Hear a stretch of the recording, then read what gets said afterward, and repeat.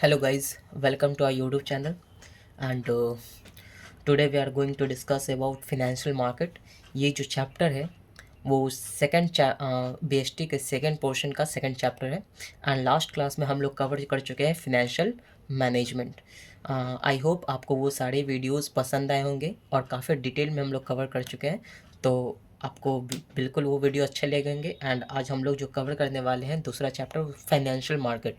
ठीक है, ये आपके एग्जामिनेशन पॉइंट ऑफ व्यू से, ठीक है, 12th स्टूडेंट के लिए जो 2 महीने में एग्ज़ाम देने वाले हैं, एग्जामिनेशन पॉइंट ऑफ व्यू से ये चैप्टर बहुत ही ज़्यादा इंपॉर्टेंट होने वाला है। ठीक है, कौन? Financial market. क्यों? क्योंकि इससे एमसीक्यूज़ ही बहुत ही ज़्यादा क्वेश्चन बनते हैं और क्वेश्चन थ्योरी पेपर भी इससे आते हैं। ठीक है, तो ये आपके लिए बहुत ही ज़्यादा इंपॉर्टेंट है, इसलिए इसको ध्यान से पढ़िए और समझिए। अगर किसी तरह का प्रॉब्लम होता है तो प्लीज़ कमेंट कीजिएगा। अगर वीडियोस आपको अच्छे लगे तो लाइक एंड सब्सक्राइब शेयर जरूर कीजिएगा। ठीक है, तो आज का हमारा जो टॉपिक इस वीडियो में कवर होने वाले हैं, topic meaning of financial market, कि फिनेंशियल मार्केट एक्चुअली में होता क्या है ये डिफाइन करेंगे हम लोग। फंक्शंस ऑफ फिनेंशियल मार्केट, ठीक है, functions of financial market, then types of financial market. Clear है? एंड टाइप्स में कौन कौन से होते हैं, तो money market and capital market, ये दोनों जो टॉपिक है बहुत ही ज़्यादा इंपॉर्टेंट है और इसको हम लोग थोड़ा डिटेल में कवर करेंगे इसी वीडियोज़ में। ठीक है, तो उसके बाद हम लोग देखेंगे ट्रेडिंग प्रोसीजर। तो ये वीडियोस थोड़ा लंबी होने वाली है क्योंकि हम लोग इस चैप्टर इसी एक वीडियो में पूरे चैप्टर को कंप्लीट करने वाले हैं या करने की कोशिश करेंगे। ठीक है, तो देखते हैं टाइम वेस्ट ना करते हुए कि एक्चुअल में फिनेंशियल मार्केट होता क्या है, मीनिंग देखते हैं। देखिए फिनेंशियल मार्केट होता क्या है। देखिए फिनेंशियल मार्केट क्या है। Financial market is a market for creation and exchange of financial assets. मतलब फिनेंशियल मार्केट एक ऐसा मार्केट है जहाँ पे हम पैसा बनाते हैं। ठीक है, पैसा बनाते हैं मतलब पैसा, जहाँ पे पैसा हम इन्वेस्ट करके क्या कर सकते हैं, पैसा बना सकते हैं, पैसा कमा सकते हैं, तो उसी को क्या बोला गया, फिनेंशियल मार्केट बोला गया। तो फिर से देखेंगे, financial market is a market for creation and exchange of financial assets. मतलब कि हम इसको में क्या कर सकते हैं, हम अपने फिनेंशियल एसेट्स को भी एक्सचेंज करते हैं। मतलब कि नहीं समझे सर, हम परचेज किए, पैसा दिए और पैसे के बदले में हम परचेज कर लिए शेयर या फिर डिवेंचर या फिर बॉन्ड्स। ठीक है, तो ये सारे हमारे क्या हो जाते हैं, फिनेंशियल एसेट्स हो जाते हैं, जो हम कहीं ना कहीं इन्वेस्टमेंट करते हैं, अपने पैसे को बढ़ाते हैं या फिर देखते हैं कि जो भी हमारे पास पैसा बचा हुआ है सेविंग करके रखे हुए हैं उस चीज़ को हम इन्वेस्ट करते हैं ताकि इन फ्यूचर उसका वैल्यू क्या हो, इंक्रीज़ हो। ठीक है, तो इसी को क्या बोले, फिनेंशियल, तो सिंपल वर्ड में क्या होगा, फिनेंशियल मार्केट एक ऐसा मार्केट है जहाँ पे हम पैसा बनाते हैं या फिर हम पैसा कमा सकते हैं। क्लियर है? और ये लिंक किसके बीच का होता है, link between savers and borrowers. Savers मतलब कौन, हम लोग। सेवर्स मतलब कौन, हम लोग, जो पैसा खर्च करने के बाद जो पैसा हमारे पास बच जाता है सैलरी आने के बाद तो उसको सेव जो करते हैं। एंड बोरोवर्स मतलब कौन, बिजनेसमैन। बिजनेसमैन को हमेशा जो कर्ज लेने वाले होते हैं उसके बीच और सेवर हम लोग के बीच का रिलेशनशिप होता है, कौन, फिनेंशियल मार्केट। जैसे होता है फिनेंशियल मार्केट, दो ही लोग तो आएंगे, एक पैसा लगाने वाले आएंगे, एक पैसा जिनको ज़रूरत है वो आएंगे। तो दोनों जो मिलेंगे आपस में एक दूसरे को, एक दूसरे से एक्सचेंज करेंगे, that is called financial market. समझ में आया? इन अदर वर्ड्स में देखते हैं फिनेंशियल मार्केट क्या होता है। तो a financial market is a platform, क्या बोला गया, a financial market is a platform. मतलब फिनेंशियल मार्केट एक ऐसा प्लेटफॉर्म है where individual and institution trade financial assets. मतलब फिनेंशियल मार्केट एक ऐसा मार्केट है जहाँ पे क्या करता है, एक इंडिविजुअल या फिर कोई इंस्टीट्यूशन क्या करता है, ट्रेड करता है, किस चीज़ का, तो फिनेंशियल एसेट्स का। लाइक कौन सा फिनेंशियल एसेट्स, तो स्टॉक हो सकते हैं, बॉन्ड्स हो सकते हैं एंड करेंसीज एटसेट्रा। ठीक है, शेयर हो सकते हैं। तो फिनेंशियल मार्केट एक ऐसा प्लेटफॉर्म है जहाँ पे इंडिविजुअल या फिर कोई इंस्टीट्यूशन क्या करते हैं, फिनेंशियल एसेट्स को बेचते और खरीदते हैं। उसी को क्या क्या कौन सा मार्केट बोला गया, फिनेंशियल मार्केट बोला गया। अब फिनेंशियल मार्केट में कौन कौन सी चीज़ हो सकते हैं, तो like stocks, bonds, currencies, share, debentures, ये सारी चीज़, सिक्योरिटीज़। क्लियर है? तो वैसे मार्केट को क्या बोलेगा, फिनेंशियल मार्केट बोलेगा। 2 नंबर में क्वेश्चन आते हैं आपसे, ये जनरली पूछा जाता है एग्जाम में। ठीक है, अब एक डायग्राम के थ्रू समझते हैं कि एक्चुअली फिनेंशियल मार्केट होता क्या है। ठीक है, देखिए फिनेंशियल मार्केट आपको जब एग्ज़ाम में आए तो ऐसे ही बिल्कुल फिगर बनाकर आपको क्या करना पड़ेगा, प्रेजेंटेशन करना पड़ेगा ताकि एग्जामिनर आपका कभी भी नंबर क्या कट ना करे। ठीक है। तो फिनेंशियल मार्केट क्या बोला गया, कैसे किसको फिनेंशियल मार्केट बोला जाता है, तो फिनेंशियल मार्केट बोला जाता है एक हाउस होल्ड, मतलब कि हम लोग, ठीक है। हाउस होल्ड कौन, हम लोग, जो सरप्लस में होते हैं, मतलब कि जिनको पैसा खर्च करने के बाद भी कुछ पैसा बच जाता है, ठीक है। क्या करते हैं, हाउस होल्ड मतलब हम लोग। अब सोचो ना, जिसके पास पैसा बच जाता है, हम लोग क्या करते हैं, पैसा खर्च करने के बाद, महीने में पैसा खर्च करने के बाद क्या करते हैं, पैसा कुछ बच जाता है तो उसको जनरली लोग कहाँ रखते हैं, बैंक में रखते हैं। लेकिन आजकल का समय कैसा हो गया, थोड़ा एजुकेटेड हो गए हैं लोग, पढ़े लिखे हो गए हैं, ठीक है। तो जिनके पास थोड़ा सा ज़्यादा दिमाग है, थोड़ा सा नॉलेज है उनके पास, तो वो अपना पैसा बैंक में ना रखकर कहाँ इन्वेस्ट करते हैं, फिनेंशियल मार्केट में इन्वेस्ट करते हैं, ठीक है। क्यों, क्योंकि बैंक, जनरली जो बैंक होता है वो पैसा सेव करने के लिए रखा जाता है, और जनरली जो परसेंटेज होता है बैंक में वो नॉर्मल दिया जाता है आपको, ठीक है। लेकिन फिनेंशियल मार्केट में इन कंपैरिजन टू बैंक आपको ज़्यादा रिटर्न मिलता है, ठीक है। इसलिए लोग जब पढ़े लिखे हो गए तो वो अपना पैसा कहाँ लगाते हैं, फिनेंशियल मार्केट में लगाते हैं। तो हाउस होल्ड मतलब हम लोग कहाँ लगाएंगे, या तो पैसा हमारे पास जो होगा सेविंग, जो सरप्लस बच जाएगा पैसा, वो या तो बैंक में रखेंगे या तो फिनेंशियल मार्केट में रखेंगे। क्लियर है। अब ये फॉर्म होता है, फॉर्म का मतलब क्या होता है, वो बिजनेसमैन या वो बिजनेस ऑर्गेनाइजेशन जिसको पैसे की ज़रूरत होती है, डेफिसिट में जो होते हैं, ठीक है। डेफिसिट करने का मतलब क्या, जिनको पैसे की ज़रूरत होती है तो वो क्या करते हैं, लोन लेते हैं। उनको या तो वो बैंक से लोन लेने चले जाएंगे, ठीक है, या तो वो फिनेंशियल मार्केट से लोन लेने चले जाएंगे, या पैसा लेने अरेंज करने चले जाएंगे, ठीक है। तो जो बैंक, हम लोग जो बैंक में पैसा रखेंगे वो बैंक से भी पैसा ले सकते हैं, ये फिनेंशियल मार्केट से भी पैसा लेते हैं। तो ये पूरा क्या होता है, सिस्टम से काम करता है, ठीक है। हम फिनेंशियल मार्केट से भी पैसा दे सकते हैं इसको, और बैंक के थ्रू भी पैसा दे सकते हैं। लेकिन बैंक में हमारा जो पैसा रखा हुआ है उसमें हमको रिटर्न क्या आएगा, कम आएगा in comparison to financial market, अगर आप थोड़े पढ़े लिखे हैं तो, ठीक है। तो ये पूरा क्या कहलाता है, सिस्टम कहलाता है। इसी को क्या बोला गया, फिनेंशियल मार्केट बोला गया, जिसमें कोई भी इंडिविजुअल या फिर इंस्टीट्यूशन क्या करता है, फिनेंशियल एसेट्स का एक्सचेंज करता है या पैसा बनाता है, उसी को क्या बोला गया, फिनेंशियल मार्केट बोला गया। अब देखते हैं फिनेंशियल मार्केट का फंक्शन क्या क्या होता है, फंक्शन ऑफ फिनेंशियल मार्केट समझते हैं एक्चुअली में होता क्या, क्या क्या काम है फिनेंशियल मार्केट का, ठीक है। देखिए पहला फंक्शन क्या है, बहुत ही अच्छा पॉइंट है, बहुत ही बेस्ट पॉइंट है, इसको समझिएगा, थोड़ा सा लंबा है लेकिन बहुत ही बेस्ट पॉइंट है। क्या है, मोबिलाइजेशन ऑफ सेविंग, क्या बोला गया, mobilisation of saving and channelising them into most productive use. क्या बोला गया, मतलब मोबिलाइजेशन मतलब क्या, अपने पैसे को उठाना, ठीक है, अपने पैसे को उठाना, चैनलाइजिंग देम, और वहाँ लगाना जहाँ उस पैसे का बहुत ही अच्छे तरीके से यूज़ हो, या फिर उस पैसे का बेस्ट तरीके से यूज़ हो, ठीक है। इसी को क्या बोला गया, फिनेंशियल मार्केट, पहला फंक्शन। फिनेंशियल मार्केट में हम क्या करते हैं, जो भी अभी हम बताए, जो भी सेविंग है वो अपने पैसे को उठाते हैं और वैसे शेयर में, वैसे डिवेंचर में, वैसे बॉन्ड्स में लगाते हैं जहाँ पे इस पैसे का सबसे ज़्यादा ज़रूरत किसको पड़ती है, फॉर्म को पड़ती है, ठीक है। तो ये कहाँ से परचेज कर लेंगे, पैसे यहाँ से ले लेंगे, ठीक है। तो हम अपने पैसे को उठाते हैं और वहाँ लगाते हैं जहाँ उस पैसे का बेस्ट यूज़ हो, ठीक है। तो जाहिर सी बात है, जब बेस्ट यूज़ होगा तो हमारे पास रिटर्न भी क्या आएंगे, बेस्ट आएंगे, ज़्यादा आएंगे in comparison to bank. Clear है। या फिर कहीं भी आप पैसा रखते हो तो उससे ज़्यादा हमको रिटर्न मिलने वाला है, ठीक है। तो पहला फंक्शन यही हो गया, क्या, मोबिलाइजेशन ऑफ सेविंग, मतलब अपने पैसे को उठाना, एंड चैनलाइजिंग देम, वहाँ लगाना जहाँ पे उसका बेस्ट यूज हो सके, ठीक है। क्लियर है, first point. Second point function क्या है फाइनेंशियल मार्केट का, provide liquidity to financial assets.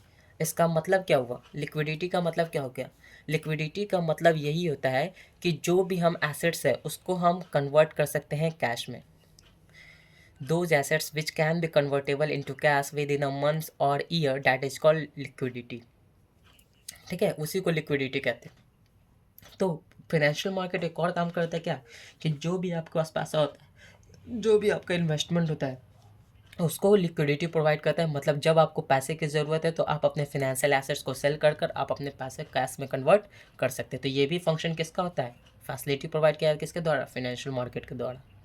Clear है।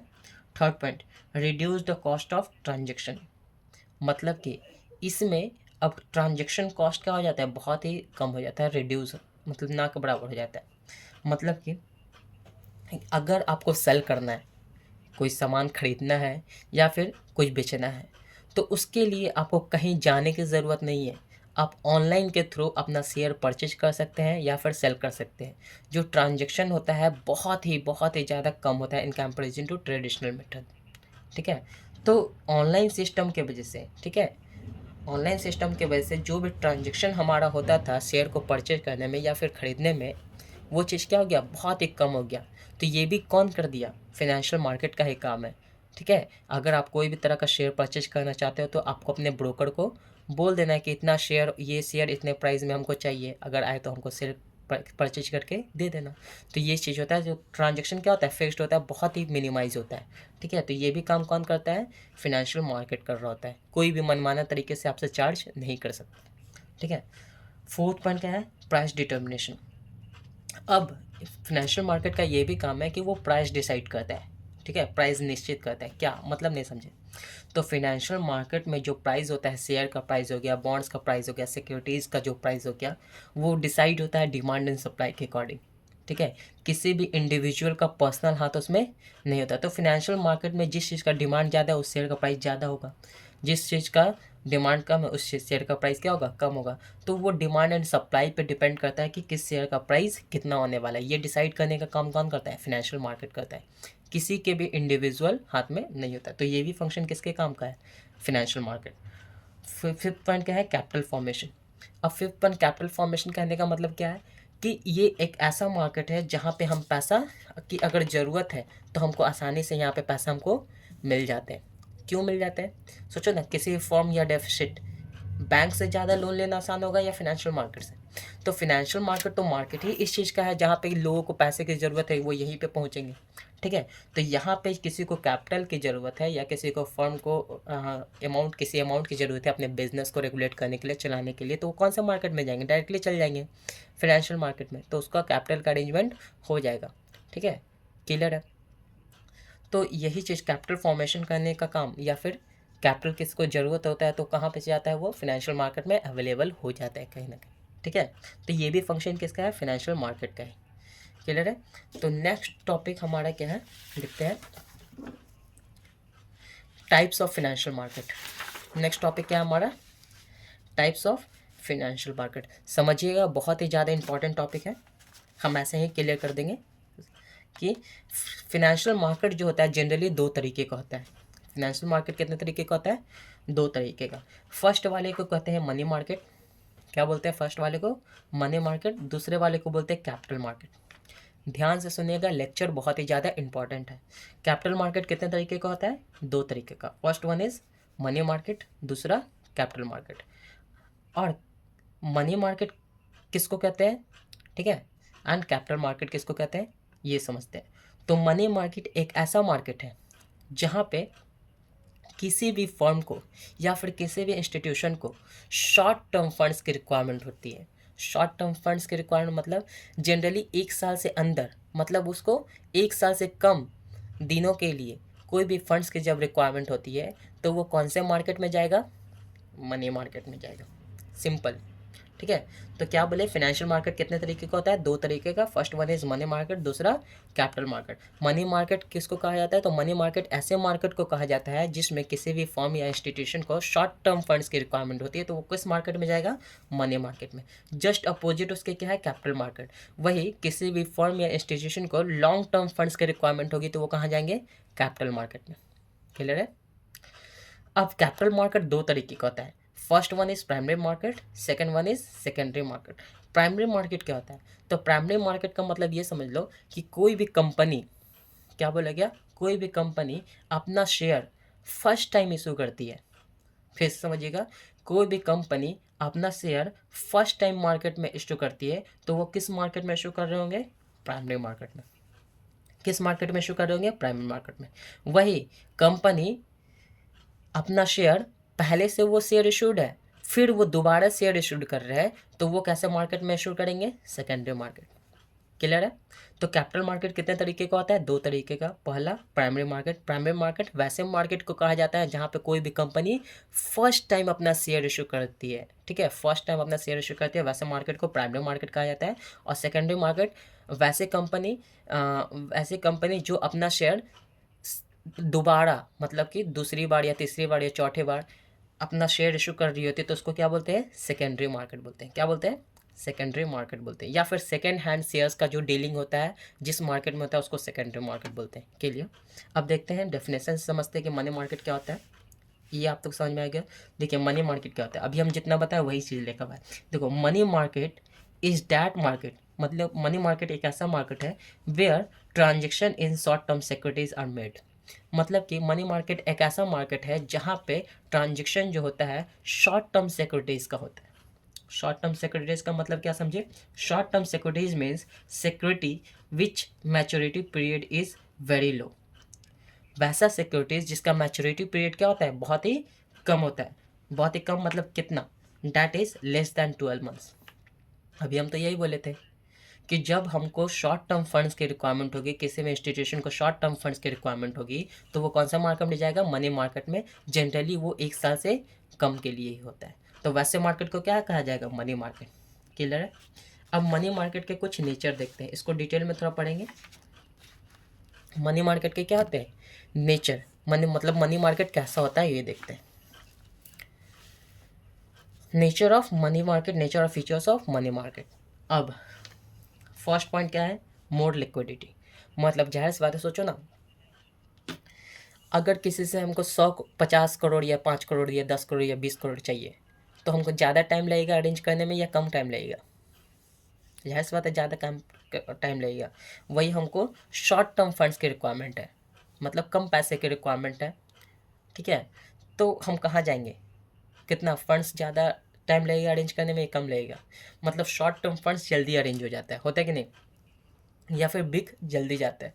तो मोर लिक्विडिटी, फर्स्ट पॉइंट क्या है, मोर लिक्विडिटी। मोर लिक्विडिटी का मतलब क्या, in comparison to capital market ये क्या होता है, ज़्यादा लिक्विडिटी होता है। मतलब आप कभी भी अपने एसेट्स को बेच कर क्या कर सकते हो, कैश में कन्वर्ट कर सकते हो।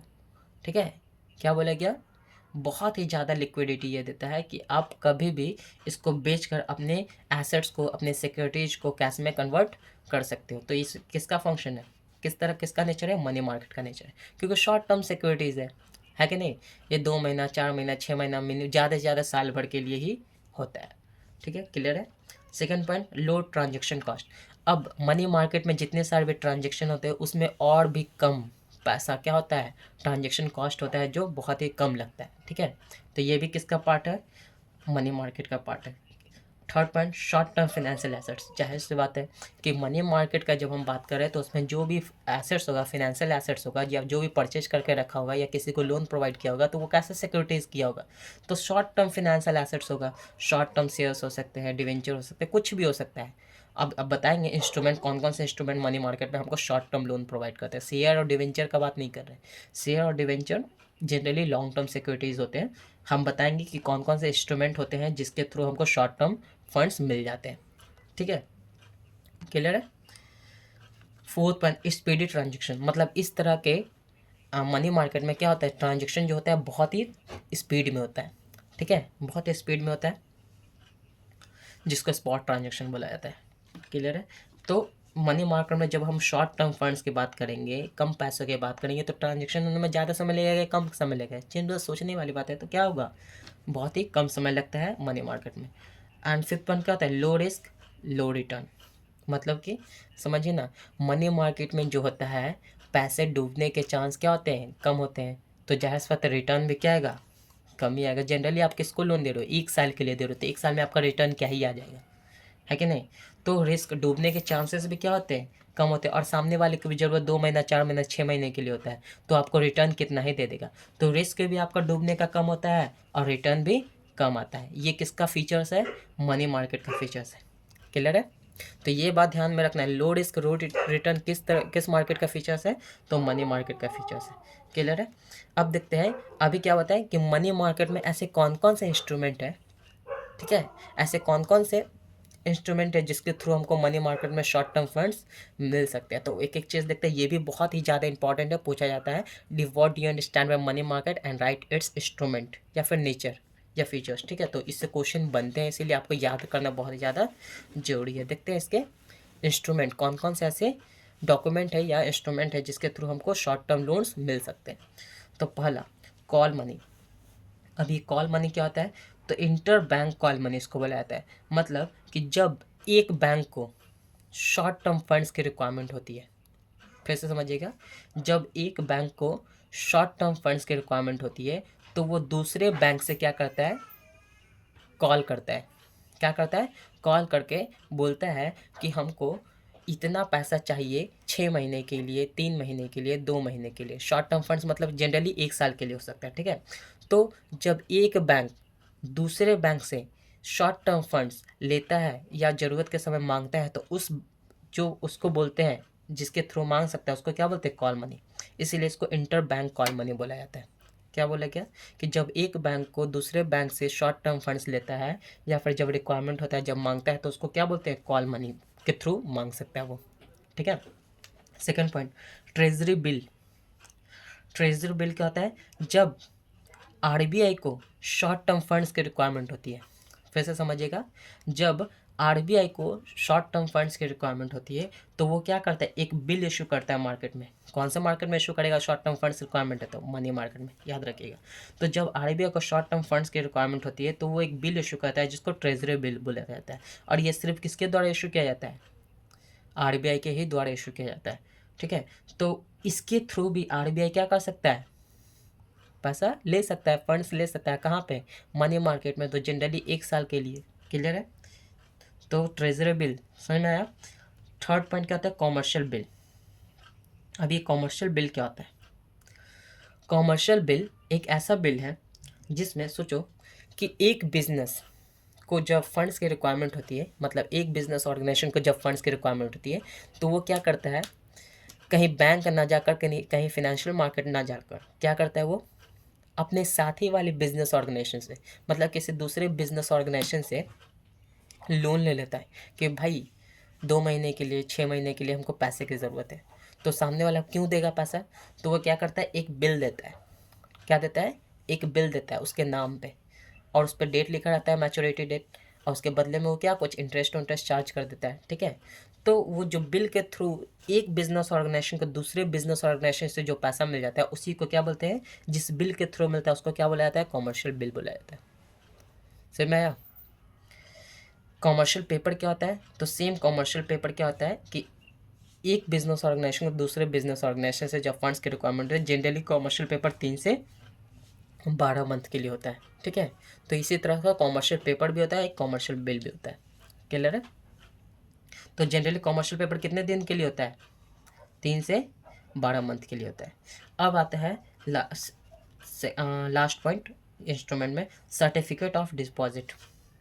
क्या हो गया, certificate of deposit issued by bank only. मतलब कि समझिए, जब बैंक को फंड्स की रिक्वायरमेंट होती है, शॉर्ट टर्म फंड्स की, तो वो कहाँ पे क्या इशू करता है, एक सर्टिफिकेट ऑफ डिपॉजिट इशू करता है। क्या करता है, सर्टिफिकेट ऑफ डिपॉजिट। अब जब उसको शॉर्ट टर्म फंड्स की रिक्वायरमेंट है तो वो कौन से मार्केट में जाएगा, मनी मार्केट में, ठीक है। तो जब बैंक को पैसे की रिक्वायरमेंट होती है और वो क्या करता है कि पब्लिक का पैसा या फिर किसी इंस्टीट्यूशन का पैसा जब उसको ज़रूरत पड़ती है तो वो क्या इशू करता है, सर्टिफिकेट ऑफ डिपॉजिट, और उसके बदले में उसको क्या मिल जाता है, शॉर्ट टर्म फंड्स अवेलेबल हो जाते हैं, ठीक है। उसके बदले में वो इंटरेस्ट देता है, ठीक है, या फिर डिस्काउंट पे दे दिया कि मैच्योरिटी पीरियड होने के बाद आपको ये पूरा अमाउंट मिलेगा। सपोज कीजिए ना, एक चीज़ और बताते हैं।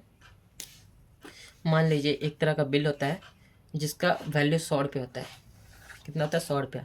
लेकिन वो डिपॉजिट जो आप किए हैं, डिपॉजिट जो आप कर रहे हैं, 90 रुपये में आप इस सर्टिफिकेट को परचेज कर सकते हैं। 90 रुपये में परचेज कर लिए, 3 मंथ्स बाद, 3 मंथ्स बाद, मान लीजिए मैच्योरिटी पीरियड 3 मंथ्स है, 3 मंथ बाद जब आप सर्टिफिकेट देने जाओगे उसको दोगे तो आपको कितना मिलेगा, 100 रुपया मिलेगा, ठीक है। इस तरीके का भी बिल होता है, बाद में नेक्स्ट पॉइंट में डिस्कस करेंगे हम, ठीक है। तो ये चीज़ फ़ायदा, सर्टिफिकेट ऑफ डिपॉजिट किसके द्वारा इशू किया जाता है, सिर्फ बैंक के द्वारा। याद रखिएगा, क्वेश्चन पूछा था treasury bill issued by only, किसके द्वारा, तो आरबीआई के द्वारा ही इशू किया जाता है। इसीलिए हम इन थोड़ा सा ब्रैकेट में लिख लिए ताकि आपको कन्फ्यूज़न ना हो। क्लियर है यहाँ तक। अब देखते हैं नेक्स्ट पॉइंट, कैपिटल मार्केट। अब कैपिटल मार्केट देखते हैं क्या होता है। कैपिटल मार्केट थोड़ा सा डिटेल में हम लोग पढ़ेंगे, कैपिटल मार्केट क्या होता है, ठीक है। देखते हैं, अभी बताए थे तो कैपिटल मार्केट एक ऐसा मार्केट है जहाँ पे किसी भी फर्म या इंस्टीट्यूशन को लॉन्ग टर्म फंड्स की रिक्वायरमेंट होती है, वो तो कौन से मार्केट में जाएगा? कैपिटल मार्केट में जाएगा। वही तो लिखा हुआ है, देखो, it refers to that market, मतलब ये ऐसा मार्केट है where transaction in long term securities are made, मतलब ये ऐसा मार्केट है जहाँ पे ट्रांजेक्शन जो होता है सिक्योरिटीज़ का कैसा होता है? लॉन्ग टर्म होता है। लॉन्ग टर्म होता है मतलब परचेज एंड सेल किया जाता है, बेचा और खरीदा जाता है। ठीक है, ये चीज़ समझ जाओ। समझ में आ गया? फॉर एग्जाम्पल कौन कौन से सिक्योरिटीज हो सकते हैं जो कैपिटल मार्केट में बेचा और खरीदा जाता है? The first one is that equity shares, preference shares and debenture etcetera. Bonds भी हो सकते हैं।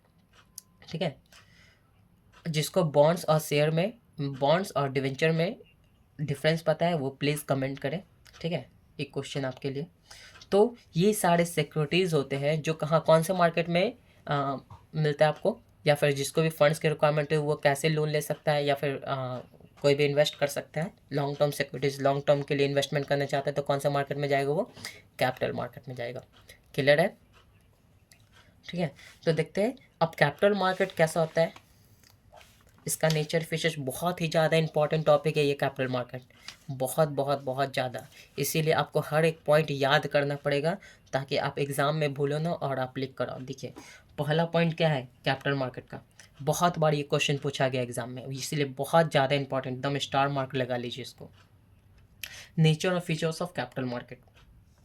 ठीक है, तो पहला फीचर्स क्या है, नेचर क्या है कैपिटल मार्केट का? Link between saving and investment opportunities, मतलब ये लिंक क्रिएट करता है किसके बीच?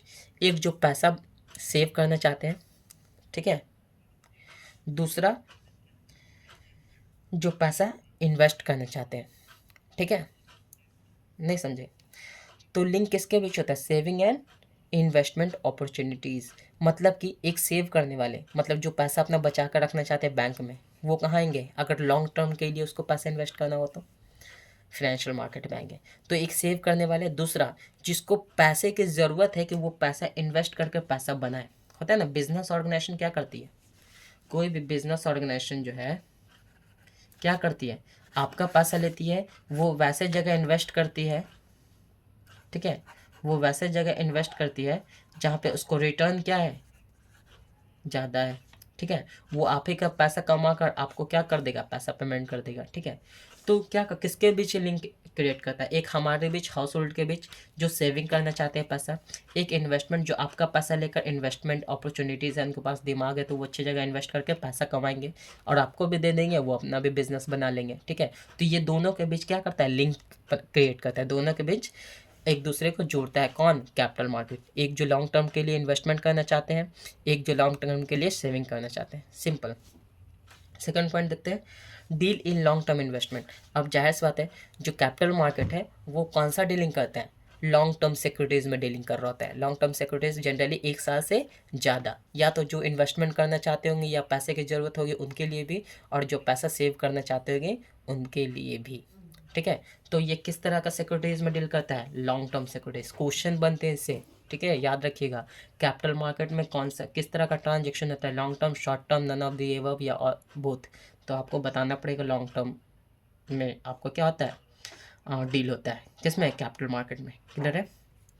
Third point, it satisfied long term financial requirement. Simple सी बात है कि अब किसी भी फॉर्म या डेफिसिट को लंबे समय के लिए, 4 साल, 5 साल, 10 साल के लिए पैसे की रिक्वायरमेंट है, तो वो कौन से मार्केट में जाएगा? सिंपल सी बात है, कहाँ जाएगा? फाइनेंशियल मार्केट में जाएंगे ना। यही तो इसका नेचर है कि जब लॉन्ग टर्म फंड्स की रिक्वायरमेंट होगी तो कहाँ पे आएंगे लोग? फाइनेंशियल मार्केट में आएगा। क्लियर है? यही उसका अपोजिट भी हो सकता है, जब लॉन्ग टर्म इन्वेस्टमेंट करना रहे तो लोग कहाँ जाएंगे? फाइनेंशियल मार्केट में जाएंगे। क्लियर है? Fourth point, it utilises intermediaries. ये नहीं समझे? इसका मतलब ये है कि जो फिनेंशियल मार्केट में होता है इसके बीच में क्या होता है? इंटरमीडियरीज होते हैं। इंटरमीडियरीज मतलब कहने का मतलब ब्रोकर होता है। ब्रोकर ही आपका ट्रांजैक्शन क्या करता है? रेगुलेट करता है। या फिर आपका किसी भी तरह का शेयर बेचना हो या खरीदना हो, ठीक है, तो वो कौन काम कर रहा होता है? इंटरमीडिएट कर रहा होता है, जिसको ब्रोकर बोलते हैं, जॉबर बोलते हैं, बुल्स बोलते हैं, बहुत सारी चीज़ होते हैं, आगे हम लोग पढ़ेंगे। ठीक है, तो ये जो कैपिटल मार्केट है ये यूटिलाइज करता है, मतलब यूज़ करता है किसको, इंटरमीडिएट्स को, जो फिनेंशियल मार्केट में काम कर रहे होते हैं। ठीक है, जो आप दोनों को, बेचने और खरीदने वालों को एक दूसरे से जोड़ते हैं। क्लियर है। Fifth point, determination of capital formation. अब जाहिर सी बात है, ये क्या है होता है, कैपिटल फॉर्मेट करता है, मतलब किसी को भी फंड्स की जब रिक्वायरमेंट होती है या फिर कैपिटल की रिक्वायरमेंट होती है लॉन्ग टर्म फंड्स की, तो यह कहाँ जाते हैं, कैपिटल मार्केट में जाते हैं। ठीक है, तो फॉर्मेशन करता है किस चीज़ का, कैपिटल का। कहाँ बनता है, तो फिनेंशियल मार्केट में बनता है। ये भी तो नेचर है ना, कि किसी को भी फंड्स की रिक्वायरमेंट हो, लॉन्ग टर्म फंड्स की रिक्वायरमेंट, तो वो कहाँ जाएंगे, कैपिटल मार्केट में जाएंगे। Next point, government rules and regulation. मतलब कि ये जो फिनेंशियल मार्केट में जितने भी आप ट्रांजेक्शन कर रहे हैं, सिक्योरिटीज़ बेच रहे हैं या फिर खरीद रहे हैं, वो किसके अंतर्गत होता है, मतलब किसके रूल्स एंड रेगुलेशन के बीच होता है, तो गवर्नमेंट के द्वारा रूल्स एंड रेगुलेशन बनाया गया है। अब ये गवर्नमेंट कौन है, तो गवर्नमेंट के द्वारा एक क्या इंस्टीट्यूशन बनाया गया है जिसको बोलते हैं सेबी। इसके बारे में भी हम लोग डिटेल पढ़ेंगे। सिक्योरिटीज, सेबी का मतलब क्या होता है, securities and exchange board of India. Securities का मतलब क्या, सेबी का मतलब क्या होता है, securities and exchange board of India. तो ये वही है जो पूरी तरह से मार्केट पे क्या करता है, नज़र रखता है कि किसी भी इन्वेस्टर के साथ फ्रॉड ना हो, मतलब किसी भी इन्वेस्टर को क्या कर सके, प्रोटेक्ट कर सके, किसी भी तरह का फ्रॉड ना हो, किसी भी तरह का ओवर चार्ज ना हो। ठीक है, तो ये पूरा रेगुलेट, रूल्स एंड रेगुलेशन बनाने का काम, रेगुलेट करने का काम, सब पे नज़र रखने का काम कौन करता है, सेबी करता है। तो ये जितने सारे भी ट्रांजेक्शन है लीगली होते हैं, गवर्नमेंट के रूल्स एंड रेगुलेशन के तहत ही होते हैं। ऐसा नहीं कि कोई भी आएगा और अपना रूल बनाकर बेचेगा, खरीदेगा अपनी मर्जी से, ऐसा कुछ नहीं होता है। तो ये सारे चीज़ जो होते हैं, जितने सारे भी ट्रांजेक्शन होते हैं, वो किसके बीच होते हैं, गवर्नमेंट रूल्स एंड रेगुलेशन के अंतर्गत होते हैं। क्लियर है। तो ये था हमारा फीचर्स किसके थ्रू, कैपिटल मार्केट का। ठीक है, अब कैपिटल मार्केट को हम पहले ही आपको बता चुके हैं, कैपिटल मार्केट कितने तरीके के होते हैं, दो तरीके का। First one is primary market. तो प्राइमरी मार्केट हम बता चुके हैं क्या होता है, कि कोई भी कंपनी फर्स्ट टाइम जब शेयर इशू करती है मार्केट में, ठीक है, तो उसको क्या बोलते हैं, प्राइमरी मार्केट। देखते हैं types of capital market.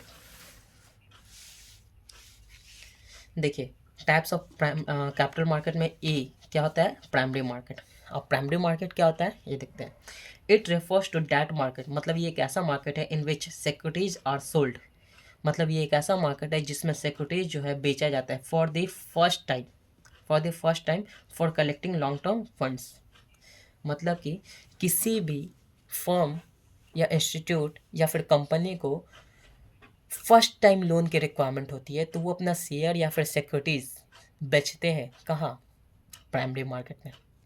First time, जो पहली बार अपना कोई भी नया शेयर बेच रहे होंगे, ठीक है, हो सकता है 4-5 तरह का शेयर हो, कोई नया शेयर इशू कर रहे होंगे, तो वो कौन सा शेयर कहलाएगा, प्राइमरी मार्केट। अगर वो फर्स्ट टाइम मार्केट में आ रहा है तो वो कैसा मार्केट कहलाएगा, कहाँ किस मार्केट में बिकेगा, प्राइमरी मार्केट में। तो यही बोला गया, it refers to that market in which securities are sold for first time for collecting long term funds. मतलब कि जब वो उसको लॉन्ग टर्म फंड्स की रिक्वायरमेंट होती है और वो अपना नया शेयर लेकर आता है मार्केट में, तो वो किस मार्केट में आएगा, प्राइमरी मार्केट में आएगा।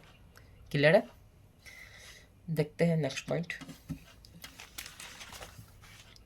अब प्राइमरी मार्केट में कैसे आ सकते हैं, ये देखिए, मेथड्स ऑफ प्राइमरी मार्केट, ये भी एक टॉपिक है।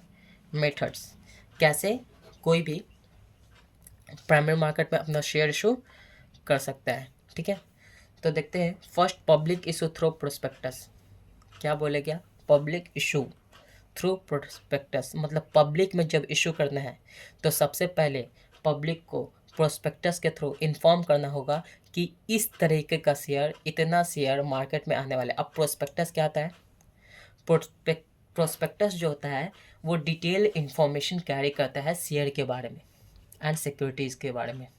ठीक है, तो आपको सबसे पहले पब्लिक को बताना होगा किसके थ्रू, प्रोस्पेक्टस के थ्रू, कि इस तरीके का शेयर मार्केट में आने वाला है या बेचने वाला है। ठीक है, और ये प्रोसीजर है, आपको अगर इंटरेस्टेड हो तो इस प्रोसीजर के थ्रू आप क्या कर सकते हैं, अप्लाई कर सकते हैं। तो आप लोग अकाउंट्स में पढ़ेंगे एप्लीकेशन मनी, किस तरीके से क्या करते हैं लोग, अप्लाई करते हैं शेयर परचेज करने के लिए। तो फर्स्ट मेथड क्या हो गया, पब्लिक इशू, पहले पब्लिक को बताना पड़ेगा क्या, कि इस तरीके के शेयर इशू होने वाले हैं। ठीक है, second point, offer for sale, जब हो गया बता दिया क्या। अब क्या करते हैं, ऑफर करते हैं किसको, बेचने के लिए।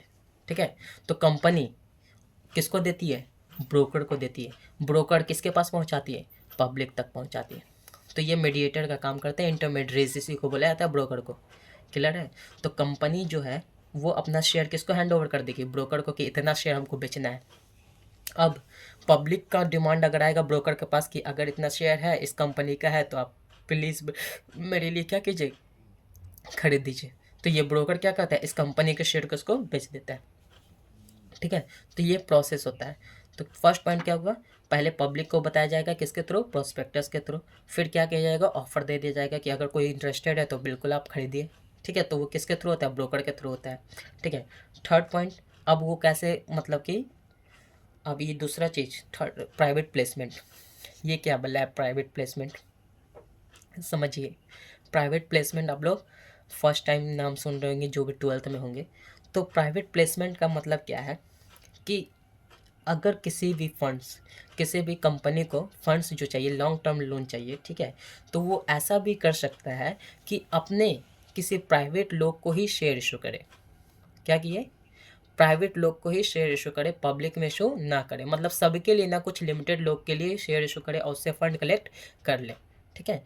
तो वैसे इस प्रोसीजर को क्या बोलते हैं? Private placement. ये भी मेथड्स है जिसके थ्रू कोई भी company long term funds arrangement कर सकती है। ठीक है। किसके थ्रू? प्राइवेट प्लेसमेंट के थ्रू। कि वो पब्लिक में शो ना करके क्या कर देगा? किसी अपने जाने पहचाने लोग में, किसी प्राइवेट लोग में जिसका सिर्फ उससे कांटेक्ट हो, उसको ही शेयर अपना कंपनी का सेल कर सकती है। तो प्राइवेट प्लेसमेंट के थ्रू भी लॉन्ग टर्म लोन क्या किया जा सकता है? कलेक्ट किया जा सकता है। ठीक है। क्लियर है? फोर्थ पॉइंट क्या होता है? Right issue. अब ये राइट इशू क्या होता है? ध्यान से समझिएगा। राइट इशू बहुत ही कॉम्प्लिकेटेड चीज़ है, थोड़ा सा समझने की ज़रूरत है। मेरी बातों को सिर्फ ध्यान से सुनिए, आप समझ जाएंगे। तो समझिए कि कोई कंपनी है, फॉर एग्जांपल देखते हैं, एकदम ध्यान से समझिएगा। मान लीजिए ABC कंपनी है, ABC लिमिटेड कंपनी है। ठीक है। इस कंपनी का शेयर ऑलरेडी मार्केट में बिक रहा है। ठीक है। 10% प्रेफरेंस शेयर्स, 15% इक्विटी शेयर होगा मार्केट में। इसको एग्जिस्टिंग शेयर्स बोलते हैं। क्या बोलते हैं? एग्जिस्टिंग। मतलब पहले से मार्केट में ये शेयर है, लेकिन यही कंपनी क्या करती है? इसको फिर फंड्स के रिक्वायरमेंट हो गई। क्या हो गई? फिर फंड्स के रिक्वायरमेंट हो गई। तो ये क्या बोलता है कि हम एक और शेयर इशू करेंगे। क्या करेंगे? एक और शेयर इशू करेंगे। इसको बोलते हैं 12% इक्विटी शेयर्स। ठीक है। 12%, ये क्या है? नया शेयर है। क्या 12% वाला पहले से मार्केट में है? नहीं है। तो ये कौन से मार्केट में आएगा बताइए? प्राइमरी मार्केट में आएगा, क्योंकि ये फर्स्ट टाइम इशू हुआ शेयर। अब ये राइट इशू का मतलब क्या है? तो राइट इशू का मतलब ये है कि जो आपके पास पहले से जो शेयर आपने इशू कर रखा है, और जो शेयर होल्डर क्या करे, आपका पहले से ये क्या किया हुआ है? परचेज करके रखा हुआ है। तो सबसे पहले इसको आप मार्केट में बेचने से पहले आप किससे पूछिएगा? अपने एग्जिस्टिंग शेयर होल्डर से पूछिएगा कि क्या आपको ये, हम नया शेयर अपने कंपनी का इशू करने वाले, क्या आप इस शेयर को परचेज कीजिएगा? अगर ये इंटरेस्टेड हो गए कि हाँ हम परचेज करेंगे, तो हम किसी को शेयर, यही इसके पास राइट होता है जो पहले से एग्जिस्टिंग शेयर होल्डर्स है, मतलब जो वैसे शेयर होल्डर्स जो हमारा कंपनी का पहले से शेयर खरीद कर रखे हुए हैं, तो उनके पास एक राइट होता है कि अगर आप अपने कंपनी का कोई भी नया शेयर आप इशू कीजिएगा, ठीक है, तो सबसे पहले आप हमसे पूछिएगा कि क्या आप उससे को खरीदने के लिए इंटरेस्टेड हैं। अगर वो इंटरेस्टेड होते हैं और ख़रीदते हैं तो आपको फिर आगे बेचने की ज़रूरत पड़ेगी ही नहीं। लेकिन अगर वो मना कर देते कि नहीं नहीं हमको नहीं चाहिए, मेरे पास ऑलरेडी है, तब आप क्या कर सकते हैं? मार्केट में इशू कर सकते हैं। कौन से मार्केट में? तो प्राइमरी मार्केट में। याद रखिएगा। तो राइट इशू वही शेयर होते हैं जो पहले से हमारे पास जो एग्जिस्टिंग शेयर होल्डर्स है उससे पूछना कि क्या आप जो भी नया शेयर हम इशू करने वाले, क्या आप उस शेयर को परचेज करने में इंटरेस्टेड हैं। अगर है तो सबसे पहले उनका राइट है उस शेयर को परचेज करने का। क्लियर है? ये चीज़ ध्यान में, उसी को क्या बोला जाता है? राइट इशू बोला जाता है। क्लियर है? आई होप क्लियर होंगे। लास्ट पॉइंट देखते हैं, ईपीओज। ईपीओज क्या क्या होता है? मतलब कि किसी भी इलेक्ट्रॉनिक इनिशियल पब्लिक ऑफर, मतलब कि इलेक्ट्रॉनिक पब्लिक को जो ऑफर किया जाता है इलेक्ट्रॉनिक के थ्रू, ठीक है, इंटरनेट के थ्रू, तो उसी को क्या बोला जाता है, इसके थ्रू भी आप क्या कर सकते हैं, शॉर्ट टर्म फंड्स अरेंज कर सकते हैं फर्स्ट टाइम, ठीक है। तो ये भी एक मेथड्स है, थोड़ा डिटेल में हम इसके लिए वीडियो बनाएंगे, हम ज़्यादा इंटरनल नहीं जाएंगे। मतलब कि आपसे पूछ सकता है ये सारे मेथड्स होते हैं किस चीज़ को, प्राइमरी मार्केट का। क्लियर है। अब देखते हैं secondary market. Secondary market is also known as stock exchange. Secondary market को क्या बोला जाता है, स्टॉक एक्सचेंज भी बोला जाता है। अब हम पहले लास्ट क्लास में बता चुके हैं कि सेकेंडरी मार्केट जो होता है उसमें कैसा शेयर इशू होता है, तो सेकेंड हैंड शेयर्स, मतलब कि पहले से इशू किया जा चुका शेयर्स, उसी को बेचना और ख़रीदने का जो प्रोसेस होता है वो कौन से मार्केट में होता है, सेकेंडरी मार्केट में होता है। सेकेंडरी मार्केट को और किस नाम से जाना जाता है, तो स्टॉक एक्सचेंज के नाम से जाना जाता है। तो देखते हैं डेफिनेशन के through. It is a market for sale and purchase of previously issued, मतलब कि एक ऐसा मार्केट है जिसमें परचेज एंड सेल, इसमें बेचा और ख़रीदा जाता है क्या, प्रीवियसली इशूड और सेकेंड हैंड शेयर्स, मतलब पहले से जो शेयर ऑलरेडी इशूड है वो शेयर्स, या फिर सेकेंड हैंड शेयर्स, ठीक है। तो वैसे मार्केट को क्या बोला गया, सेकेंडरी मार्केट बोला गया। क्लियर है। अब देखते हैं टाइप्स ऑफ मेंबर्स, मतलब कि क्या होता है, सेकेंडरी मार्केट में कितने तरह के इंटरमीडिएट्स होते हैं या कितने तरह के मेंबर्स होते हैं जो सेक्रेटरीज मार्केट में रहते हैं। तो पहला आता है ब्रोकर्स। अब ब्रोकर्स कौन होता है, अभी हम बताएं कि जो भी आपको मार्केट में कोई भी सेल, मतलब परचेज करना है, खरीदना है या फिर बेचना है शेयर्स को, तो आप किसके थ्रू करते हैं, ब्रोकर्स के थ्रू। तो ब्रोकर्स कौन होता है, ब्रोकर्स एक ऑथराइज्ड मेंबर होता है, जो स्टॉक एक्सचेंज के द्वारा क्या किया जाता है, अपॉइंट किया जाता है। क्या बोला गया, ब्रोकर्स एक ऑथराइज्ड मेंबर्स होता है, ठीक है। क्या बोला गया, ब्रोकर्स क्या होता है, एक ऑथराइज्ड मेंबर होता है जो स्टॉक एक्सचेंज के द्वारा क्या किया जाता है, अपॉइंट किया जाता है, जो परचेज एंड सेल करता है किस चीज़ को, सिक्योरिटीज़ को, किसके बिहाफ में, तो जो भी आपके इन्वेस्टर्स है उसके बिहाफ में, ठीक है। अभी तो बताए थे जस्ट कि अगर हम क्या है, खरीदने वाले हैं या हमको बेचना है, ठीक है, तो हम किसको बोलेंगे, ब्रोकर्स को बोलेंगे कि हमको इतना शेयर चाहिए, इतने रुपए वाला चाहिए, तो मेरे बिहाफ में ब्रोकर क्या करेगा, वो हमको शेयर परचेज कर कर देगा। तो ये एक ऑथराइज्ड मेंबर होता है जिसको क्या बुलाया जाता है, ब्रोकर बुलाया जाता है। अब देखते हैं दूसरा होता है जॉबर्स। अब ये जॉबर्स क्या है, तो जॉबर्स एक प्रोफेशनल क्या होता है, जॉबर्स एक तरह का प्रोफेशनल ट्रेडर होता है जो सिक्योरिटीज़ को बेचता और ख़रीदता है ऑन हिज ओन नेम। मतलब नहीं समझे, ओन नेम मतलब कि समझो कि अगर हमको कोई सिक्योरिटीज़ बेचना है, मतलब कंपनी कोई से अपना शेयर बेचना चाहती है, तो ये जॉबर क्या होता है, प्रोफेशनल ट्रेडर होता है। वो क्या करता है कि इसके शेयर खरीद लेता है, अपने पास परचेज कर लेता है, और परचेज करने के बाद मान लो इससे शेयर खरीदा 10 रुपये का, 10 रुपये पर शेयर खरीदा, और ये क्या करता है कि इस शेयर को क्या करता है, मार्केट में 12 रुपये में सेल कर रहा है, ठीक है। इन फ्यूचर ये अपना डिमांड बढ़ाकर, तो ये इसके पे रहता है कि ये क्या करता है, इसके शेयर को परचेज किया, ठीक है, परचेज करने के बाद अपने पास रख लिया, फिर इसको क्या कर रहा है, बेच रहा है मार्केट में किसको, 12 रुपये में, या फिर अपने एक्सपेक्टेड हिसाब से कि उस शेयर का प्राइस बढ़ेगा तो हम उसको सेल करेंगे। तो इस तरह के जो शेयर होते हैं, इस तरह के जो ट्रेडर होते हैं, प्रोफेशनल ट्रेडर, जो अपने नाम पे कोई भी शेयर परचेज करते हैं और फिर बेचते हैं उसको, तो उसको जॉबर्स बोला जाता है। थर्ड पॉइंट क्या है, बुल्स। बुल्स एक ऐसा ट्रेडर होता है, ठीक है। बुल्स क्या होता है, एक ऐसा पर्सन होता है जो एक्सपेक्ट करता है कि मार्केट में किसी शेयर का प्राइस क्या होगा, इंक्रीज करेगा। समझ में आया, मतलब क्या है, बुल्स एक ऐसा पर्सन है जो एक्सपेक्ट करता है कि मार्केट में इस शेयर का प्राइस क्या होने वाला है, बढ़ने वाला है, उसको क्या बोलेंगे, बुल्स बोलेंगे। दूसरा उसी के अपोजिट बियर्स, मतलब कि ये एक ऐसा पर्सन होता है जो एक्सपेक्ट करता है मार्केट में कि इस शेयर का प्राइस क्या होगा, मार्केट से में गिरने वाला है, तो उसको क्या बोलेंगे, बियर्स बोला जाता है, ठीक है। और स्टैक किसको बोला जाता है, तो ये एक ऐसा पर्सन होता है जो मार्केट में क्या करता है, किसी कोई भी परचेज, शेयर परचेज तो करता है, ठीक है, शेयर परचेज करेगा, लेकिन उसका इंटेंशन क्या रहता है कि तुरंत में हम शेयर का प्राइस क्या होगा, बढ़ेगा तो हम बेच के पैसे कमा लेंगे, ठीक है, ये इंटेंशन रहता है। तो उसका इंटेंशन क्या रहता है, इमीडिएट बेचो और पैसा प्रॉफिट कमाओ और निकलो, तो उसको वैसे पर्सन को क्या बोलते हैं, स्टैक बोले जाते हैं। तो इतने सारे मेंबर्स होते हैं कहाँ, कैपिटल मार्केट में या फिर स्टॉक एक्सचेंज में। अब देखते हैं most important topic, function of stock exchange या फिर कैपिटल मार्केट, सेकेंडरी मार्केट। ठीक है, function of stock exchange, function क्या क्या होता है स्टॉक एक्सचेंज का। पहला इकोनॉमिक बैरोमीटर, क्या बोला गया, इकोनॉमिक बैरोमीटर। इसका मतलब क्या है, मतलब कि समझो कि कंपनी, ये जो स्टॉक एक्सचेंज है इसके ही थ्रू क्या होता है, हमारी देश की इकोनॉमी पता चलता है कि हमारे देश का इकोनॉमी का क्या सिचुएशन है, कैसा देश का स्थिति है, होता है ना। तो इसके थ्रू हम पता कर सकते हैं इकोनॉमिक बैरोमीटर कि हमारे देश की स्थिति क्या है। ठीक है, ये नाप सकता है कि हमारे देश का पोजीशन क्या है, क्या इन फ्यूचर होने वाला है। ठीक है, या फिर अभी हम लोग कहाँ एग्जिस्ट कर रहे हैं। ठीक है, तो ये क्या काम करता है, कौन बताता है, ये हमारा सेकेंडरी मार्केट ही बताता है।